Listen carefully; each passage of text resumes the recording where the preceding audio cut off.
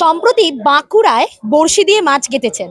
আর দিলীপ ঘোষ যিনি আমার সামনে দাঁড়িয়ে আছেন তিনি বর্ধমান দুর্গাপুরের বর্তমান প্রার্থী এবং তাদের ভোট তো হয়ে গেছে, কিন্তু যার ভোটের জন্য তিনি এসছেন তিনি হলেন যাদবপুরের প্রার্থী, বিজেপি প্রার্থী অনির্বাণ গাঙ্গুলি। এই যে বড়শি দিয়ে মাছ কাটলেন, বড়শি দিয়ে কজনকে আর গাঁথা যাবে বলে মনে হচ্ছে? অনেকে গাঁথা আছে, ভোটের পরে তুলে নেব, তখন দেখতে পাবেন।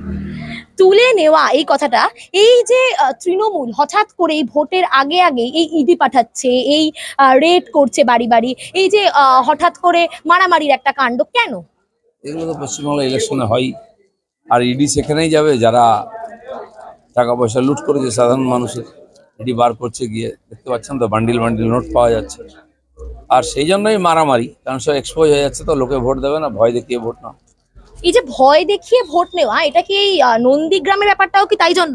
সব জায়গায় তাই। পশ্চিমবাংলায় ওরা গন্ডগোল করতে পারেনি, ভোট আটকাতে পারেনি, তাই লোকেরা যাতে ভোট দিতে না যায় সেই জন্য একটা ভয়ের পরিবেশ তৈরি করছে। মমতা বন্দ্যোপাধ্যায় চাইছেন যে ইন্ডিয়া জোট কেন্দ্রে প্রধানমন্ত্রী হবে, তাহলে কি সিএম থেকে পিএম হওয়ার চেষ্টা? উনি কি হবেন? উনি কি বলেছেন একবারও? আগে ওনার কতজন লোক দিল্লি যায় তারপরে তো দেখা যাক। গতবারেও বলেছিলেন দিদি সিএম পিএম হবে, কিন্তু 12টা সিট কম হয়ে গেল। এবার যদি আরো 12টা সিট কম হয়ে যায় তাহলে কেউ পুছবেই না, কেউ ফোনও ধরবে না, কেউ ফোনও করবে না। আপনি এমন একটা কেন্দ্রে দাঁড়িয়েছেন, সেখানে এক সময় সিপিএম ছিল, এক সময় তৃণমূল ছিল, এখন বিজেপির জন্য আপনি লড়াই করছেন, কতটা আশাবাদী? গতবারেও বিজেপি জিতেছে, এবারেও জিতবে, ভোট বাড়াবো আমরা। আর আমাদের যাদবপুর যেখানে দাঁড়িয়ে এখন সায়নী ঘোষ এবং অপোজিটে সৃজন ভট্টাচার্য যিনি সিপিএম প্রার্থী, তিনি এখন ভীষণ পরিমাণে লড়াইয়ে নেমেছেন এবং সায়নী ঘোষ বারংবার শুধু সিপিএম কে নয় বিজেপিকেও দুষছেন, কি বলবেন? দেখুন, যাদবপুর তো আমরা এই জন্য লড়ছি, এই জন্য জিততে চাইছি যে যাদবপুর এলাকা মূলত পূর্ব বাংলা থেকে আসা উদ্বাস্তুদের একটা বড় সংখ্যা আছে। আর দক্ষিণ কলকাতা থেকে আরম্ভ করে এই এলাকায় বিপ্লবীদের গড় ছিল। সেখানে আজাদি, দেশ কা ভারত তেরি টুকড়ে হোঙ্গে ইনশাল্লাহ, এই ধরনের স্লোগান হচ্ছে। তার বিরুদ্ধে রাষ্ট্রবাদী শক্তিকে একত্রিত করে এখান থেকে আমাদের জেতাতে হবে। তো সেই লড়াইটা আমরা লড়ছি। সিপিএম আছে কি কংগ্রেস আছে কি টিএমসি, যেটা আমরা দেখতে চাই না। সবাই থাকার পরে এখানে দেশ বিরোধী আওয়াজ উঠেছে, সেটা টোটালি বন্ধ করার জন্য এবার আমাদের লড়াই।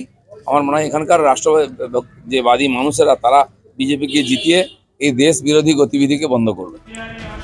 আজকেই সন্দেশখালীতে প্রচারে বাধাপ্রাপ্ত হয়েছেন শুভেন্দু অধিকারী, আর সেখানে বারুইপুরে যাদবপুর লোকসভার বিজেপি প্রার্থী ডক্টর অনির্বাণ গাঙ্গুলির প্রচারে দিলীপ ঘোষ। নন্দীগ্রামে বিজেপি সদস্যর মায়ের খুন, রামকৃষ্ণ মিশন থেকে ভারত সেবাশ্রম, সমস্ত মঠ নিয়ে মমতা বন্দ্যোপাধ্যায়ের চাঞ্চল্যকর বক্তব্য, হিরণ শুভেন্দুর বাড়িতে পুলিশি তদন্ত। এমন উত্তেজনাকর পরিস্থিতিতে হাসি মুখে দিলীপ ঘোষ দেখিয়ে দিলেন তিনি চাপে নেই।